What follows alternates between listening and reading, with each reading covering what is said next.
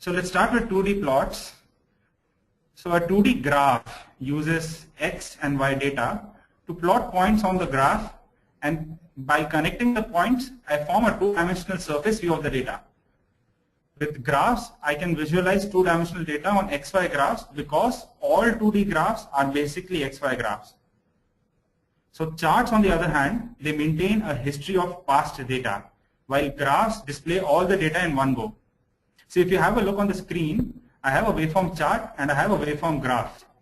So on the waveform chart, I can see I have a history of all the previous details, all the iterations, while in the waveform graph, I have one single array which gets output to the waveform graph indicator. So I have a one-shot display of data. We also have something called an XY graph in LabVIEW, in which both the axes, which is the X and the Y axis, are represented by a certain value and not by the index. So in our waveform charts and graphs, we have a data value corresponding to a certain index, whereas in the XY graph, we have a value of X and a value of Y, which form the coordinates, and they are as such displayed on the graph. So now we come to 3D plots. So we've all seen, as you can see on the screen, we've all seen such plots and graphs somewhere, maybe in some journal or as a result of some experiment, or for simply obtaining some statistical inference.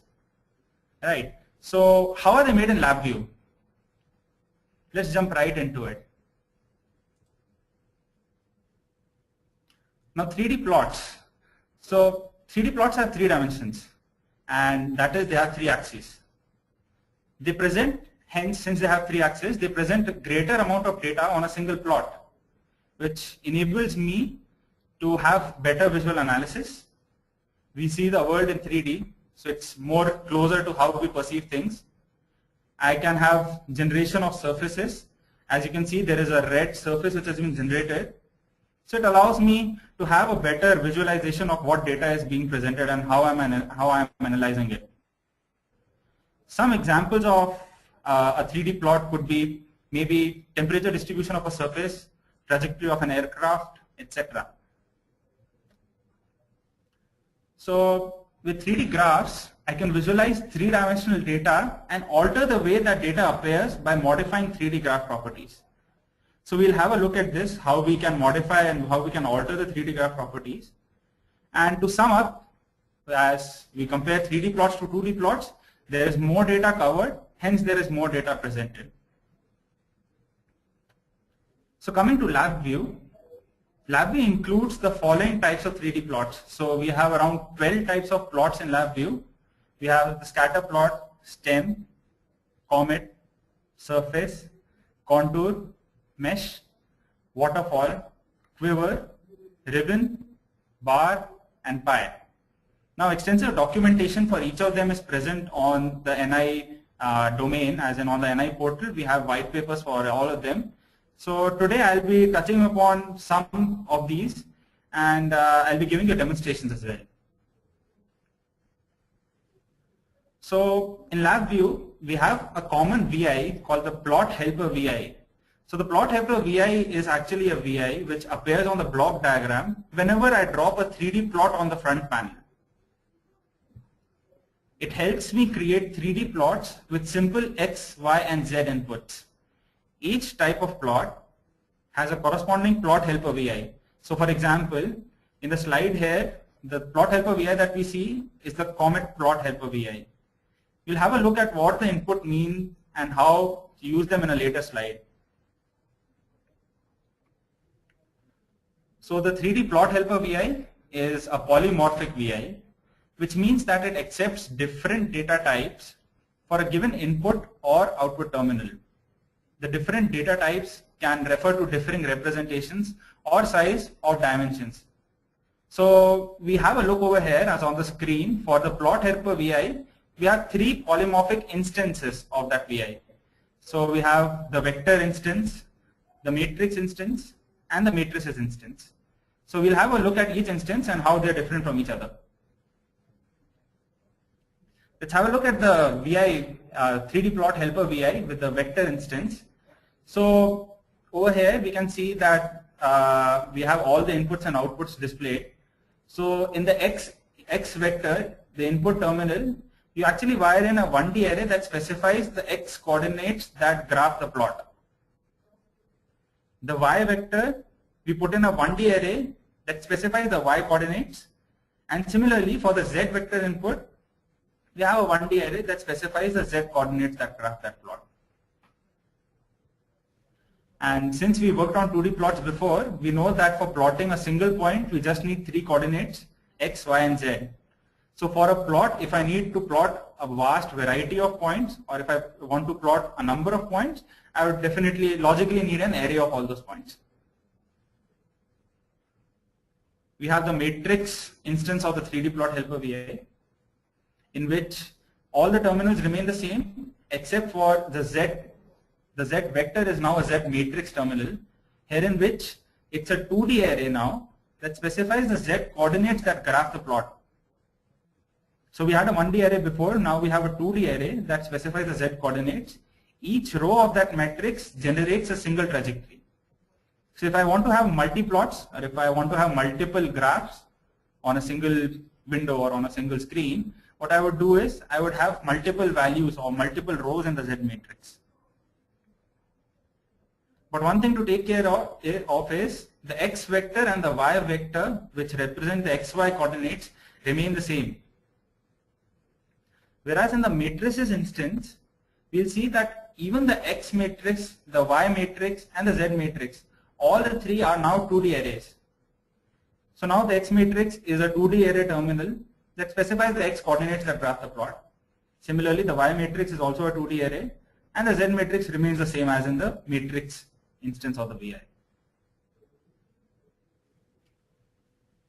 So we'll start with the various types of plots that we have in LabVIEW. We'll be starting with the 3D comet plot. So the 3D comet plot, as you all know, we know what comets are. So a comet plot is an animated graph in which a circle, which is the comet head, it traces the data points on the screen. And the comet body is a trailing segment that follows the head. So the tail is actually, as you see, we have seen comets before, we know what comets are. So a comet tail is a solid line which follows the comet body. Similarly, the tail here is a solid line that traces the entire function. So I'll show you how to do this in LabVIEW.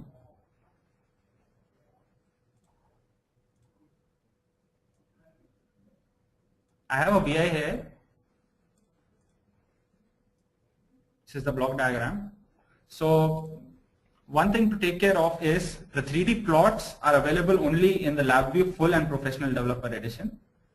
Okay. So on the front panel, in order for me to draw a plot, I would right click. I'll go to the modern palette. I'll pin this up for convenience. Under graph, I have the 3D graph subpalette. So over here, I have all the 3D plots that we have. So we'll start with the comet. So I'll simply pick this up and drop it on the front panel.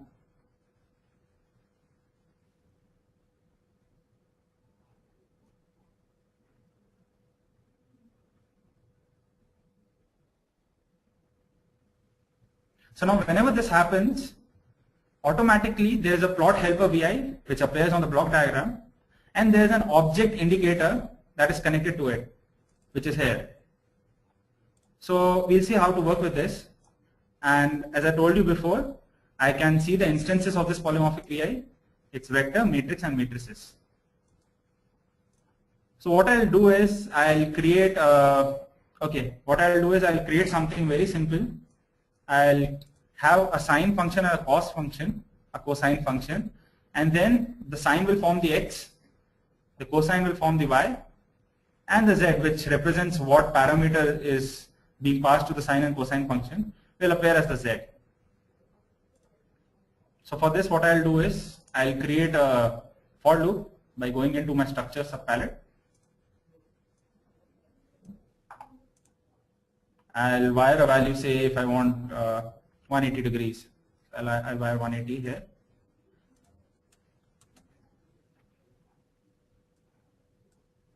By going into the quick drop menu, by pressing space and control, I go to the quick drop. I have divide. So angles that I want to represent are I into pi. Fine. So we'll have n pi. So let's start. So to convert this into radians, I'll first divide this by 180. So I'll put in a constant, say 180. So what I've done is I'll have I by 180, and then I'll multiply this by pi.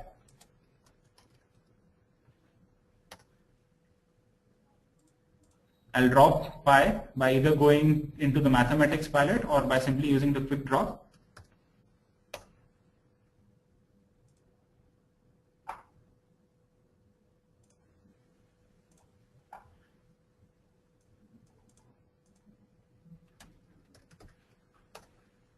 Sine and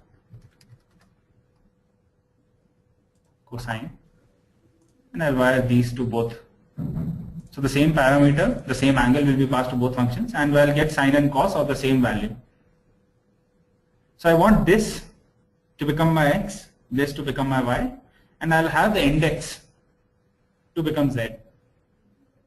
So making use of the indexing functionality of for loops, the indexing kernel, I'll simply wire this here to x vector. So I have a function here. So this makes it into a 1D array. Similarly, I do the same over here as well. I'll wire the y vector over here. And this is my iteration terminal, so I'll do the same here as well. Fine. Now, when I run this, I should see a comet. So it should be an animation on which there will be a point which follows all the coordinates, and the tail of the comet will trace the function.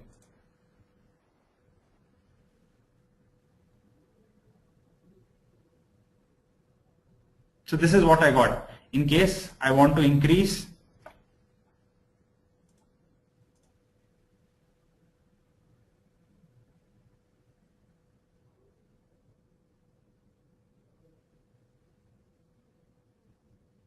So now I'm seeing a complete circle, and now the best part is this is my comet plot. If I just mouse over, press my center scroll button, I can drag the chart about. Okay, I can view the components or the projection of this plot onto any plane. For instance, over here, this is the isometric view. So if I click here, I'll see all three axes. If I want to see the projection on the ZY plane, I click here. So I get the Z axis versus the Y axis. This is the projection that I get.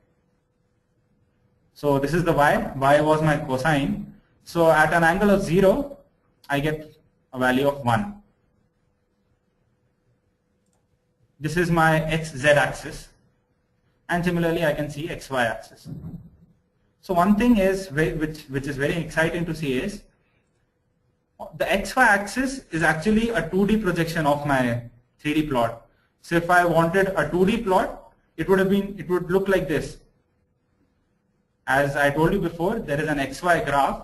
So had I plotted an XY graph over here, it would have looked like this.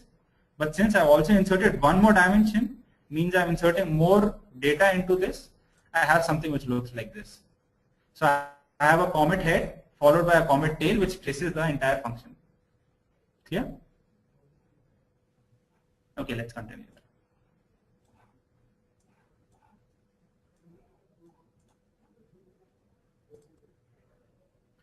We'll move on to scatter plots. So scatter plots are something very useful particularly for functions when I don't have an equation which could as such define my plot. So generally in the industry as well, or even in research and science, whenever I have a set of data which I obtain from experiments, I would want to plot them and observe if there is any similarity or any correlation between the two values that are trying to compare. So one of the most powerful aspects of a scatter plot is its ability to show non-linear relationships between variables. So it means I can have a kind of a correlation between them. So the points I have here, it's a comparison between the quiz grade and the study time. It's highly random. So I'm trying to find if there is any linear relationship between the two. So for that, I use a scatter plot in which I simply plot all values, and then I try to find if there is any correlation or linearity between the two.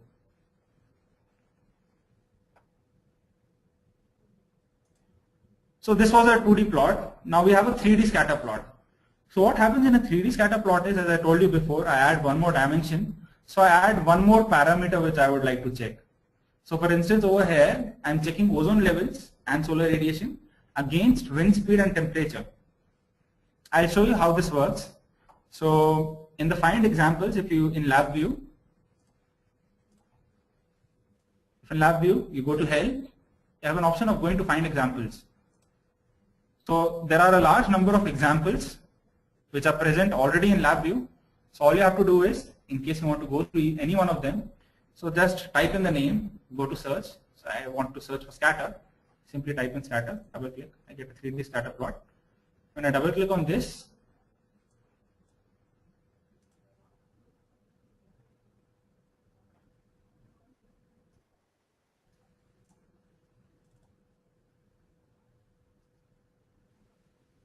so my VI is loading.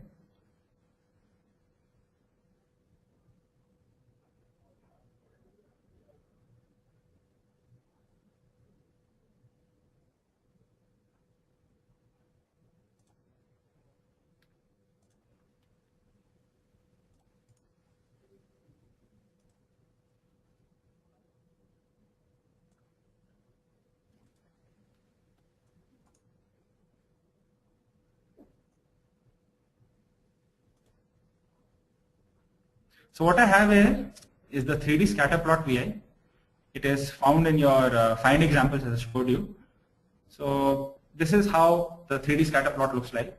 I'm plotting various parameters, so I'm comparing them on one single plot, and I have a large number of randomly distributed particles or randomly distributed data points. If I want to see the block diagram, so it's basically some function that I have generated or which is already provided to me, in which I'm providing the input data here. I'm selecting a proper helper VI. So, and here I'm just simply wiring it to the controls terminal. So this is how a 3D scatter plot VI looks like. So I can simply, as I told you before, move the points around and have a look. So the main advantage is that I also have a color scale here with me. So I can see how the points, how the values, how they are varying, along with variation along each axis. And also if I want to render the screen, as if I want the output of the screen, this animation of this rendered visual, so I simply right click, I go to render window. So I get a window like this, in which I can simply move around the star without causing any change in the data values. Okay. Over here we have two sample values provided. So I'll just show you how sample 1 looks like. The X input length is actually how much I want the variation in X. So for instance over here, I have X varying from 0 to 29. If I want, I can increase this to a value, say 40. And then when I run this, I had sample 2, I'll just run sample 2 again. When I run this, I have data till 39. So if I show you the isometric view, I have more data, or I have data more spread over the entire coordinate axis. Let me show you sample 1. So these are two sets of random data that I have. So this is another set. The main point, the main thing to consider over here is how I'm doing it. So what I'm doing here is I simply have this scatter plot helper VI, over which I'm using the matrix instance of this. So I have X, I have Y, and I have a 2D array for the Z. Okay. So what happens in the 2D array is the number of rows equals the number of plots. So I have a large number of plots over here. It's not just one single line. Moving on, we have a stem plot. So stem plot is something which probably most of us wouldn't have seen before. And the advantage is, I'll be giving you a demonstration of it. The advantage of a stem plot is it can be readily used to track particle motion. by providing z-axis information. So if I want to do something like trace the trajectory of a particle, I could use either a comet plot or I could use a stem plot. But how a stem plot is beneficial to me is it will show me how the value that I am trying to display is related to all three axes. So I'll give you a demonstration of this as well.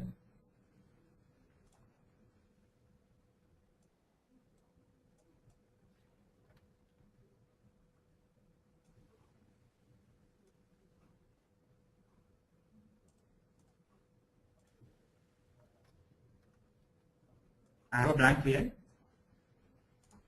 I'll, as before, go to my modern palette, graph, 3D graph, and I want a stem plot. So stem plot is here. I drag it, I drop it on the front panel.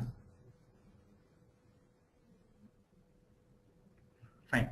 So I have a plot helper VI now on my block diagram. I'll create a code which is similar to what we had before, and I'll just show how it's similar or how it's different to what we saw in the comet. So I'll quickly do the same thing again.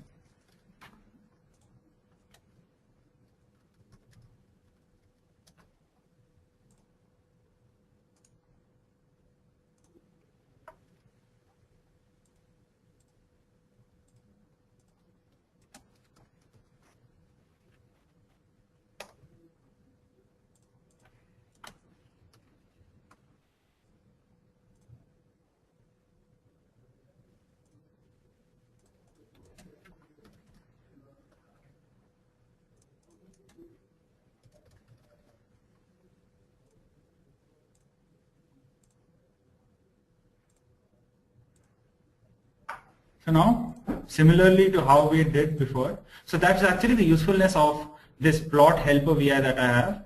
Irrespective of what type of plot I am using, the format or how the inputs are mapped is exactly the same. So if I know how to plot one type, I can do it similarly for all the others. I'll directly just simply map in everything. So now when I run this, I'll get this. So how this is helpful is, if I reduce this, the number of iterations will decrease and also the gap between these. So let's do that. Yeah. So over here, what is happening is I'm simply plotting all the values, but I also have their projections on this plane, which is the XY plane, which is visible over here. So what this does is, if I have some particle, for instance, if I want to trace the trajectory of an aircraft, I have the y-axis, I have the x-axis, and I also have the z data, which can correspond to maybe the height or the altitude of the aircraft. So I can simply plot and I can have a look at how the aircraft or how the trajectory of a particle was. As before, I can have projections of this trajectory on various planes. So for instance, if I wanted on the zy plane, I'll have something like this. On the xz axis and on the xy plane.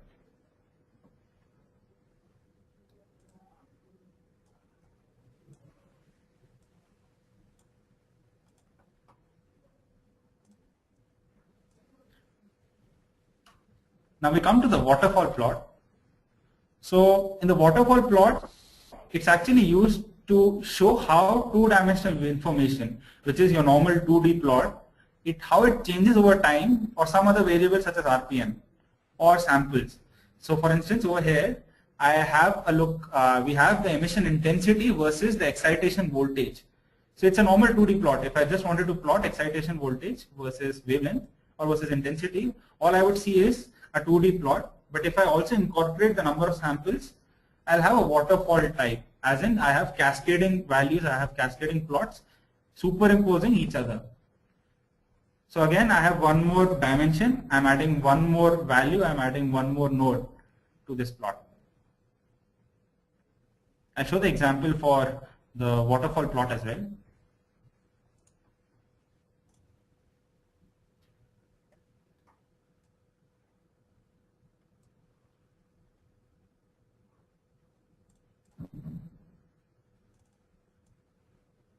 So this is how the waterfall plot looks like. It's essentially one 2D waveform which has been cascaded, or various plots have been superimposed one above the other. It's pretty much the same as in the other plots that we saw. And if I want to see this projection, for instance, so I'm seeing I have various plots that have been added. Rather, this would be a better. So I have various slices. I have various 2D graphs or 2D plots which are superimposed one above the other to give me this waterfall plot. What I did here in the block diagram is exactly the same. I'm providing input data over here. I selected a proper helper VI for the plot, and then I give the output to the 3D waterfall object. The data that I am giving over here is nothing as such, nothing, it holds no significance as such. But what's important is how data is represented on the plot. So what I recommend you to do is, whenever you get time, just play around with these plots, open an example, and just change this value, as in what inputs you're giving. So when you start giving in different inputs, when you start giving in your functions or something that you have plotted, you'll get to see how they get or how they are represented in 3 dimensions.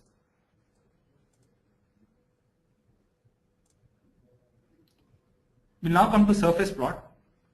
So a surface plot is probably what you would have seen before in various journals. Surface plots are what we see. Surface charts show trends in various values across 2 dimensions and as a continuous curve. We have color bands in a surface chart which do not represent the data series, they represent the distinction between values. So if I have some distinct values, so for instance these are red, these are orange, yellow and green, so they don't represent different sets. They represent how they are distinguished. So this probably means this is a safe value, this is a more critical value. And this chart shows a 3D view of the data which can be imagined as a rubber sheet which has been stretched over a 3D column chart. And the surface plots are typically used to show relationships between large amounts of data that may otherwise be very difficult to see. So we'll have an example of a 3D surface plot as well.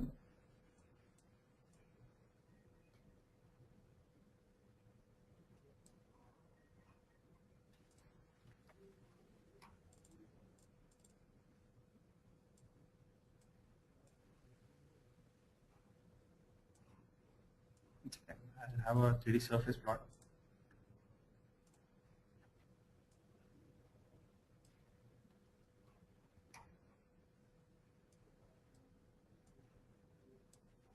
So this over here is a 3D surface plot in which I plot a large number of data points. So if I have a large number of data points, the discrete points tend to become a surface, they tend to represent a surface. So over here I have a scale associated. So depending on what values they possess, they'll get a color, and accordingly I have a representation of all the values. So if I have a projection on the XY plot, the color will actually give me an idea of what the Z value is. So I already come to know that this is a higher Z value, this is a somewhat low Z value. And if I look at this projection, it turns out to be true. Let's have a look at another surface. So yeah, so it all depends on what values you provide.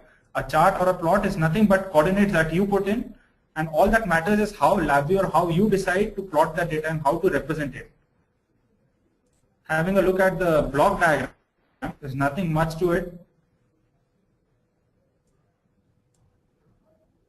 We are providing some data over here, which is the same function as we had in the scatter. I have a plot helper VI, and then I have a 3D surface object.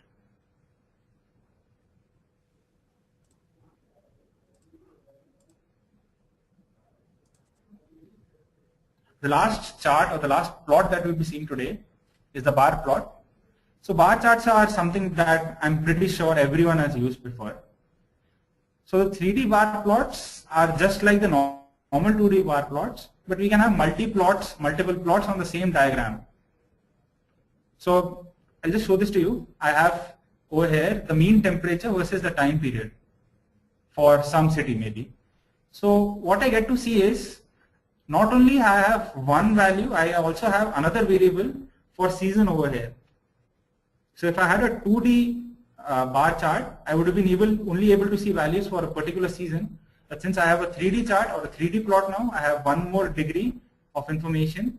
I have one more axis to which I can represent or which I can attribute the season. So I'll show an example for this as well.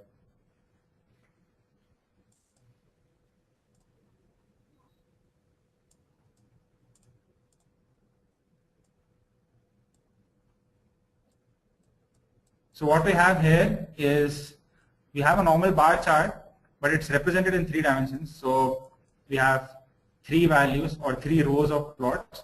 So instead of a normal x, y, which we are used to, we have another row.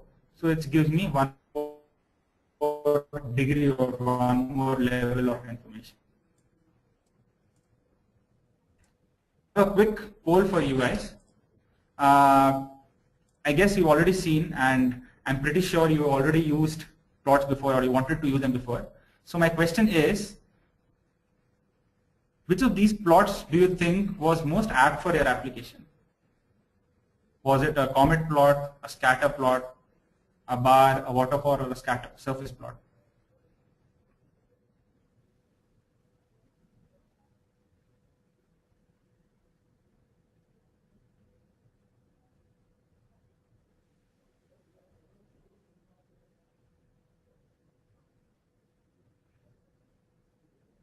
All right. So the results I see are actually, they mirror what we see in everywhere around us as well. We see bar plots and scatter plots are the most used, and then we see the other types of plots as well.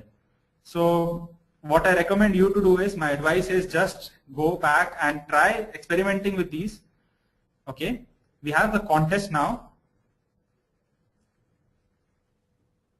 So the contest of the week is now live on LabVIEW enabled. The link for this question will be visible to you in your chat box. So the question is live there. You may proceed and answer it.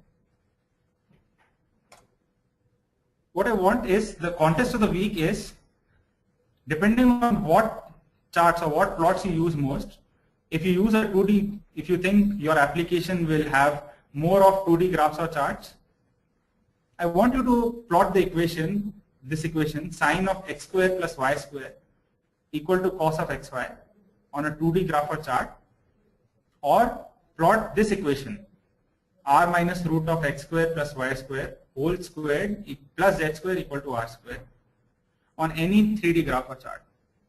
I have a hint. In order to solve these equations, use the formula notes present in the mathematics palette. Formula notes have already been covered in a previous version of the webcast.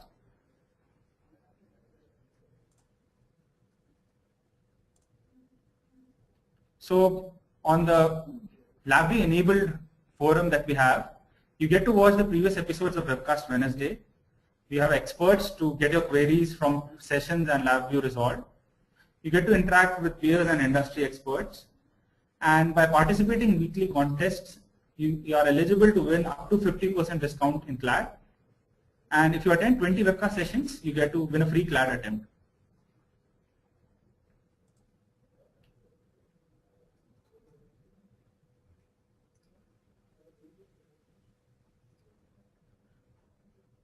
So now we are open to questions. If you have any questions, please go ahead.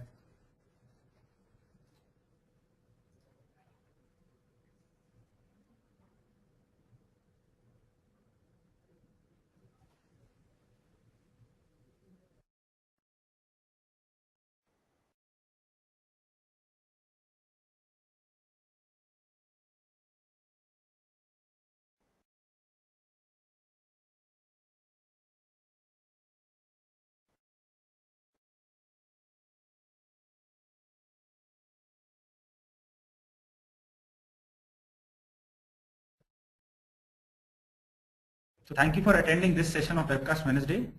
We hope you'll join us the next week.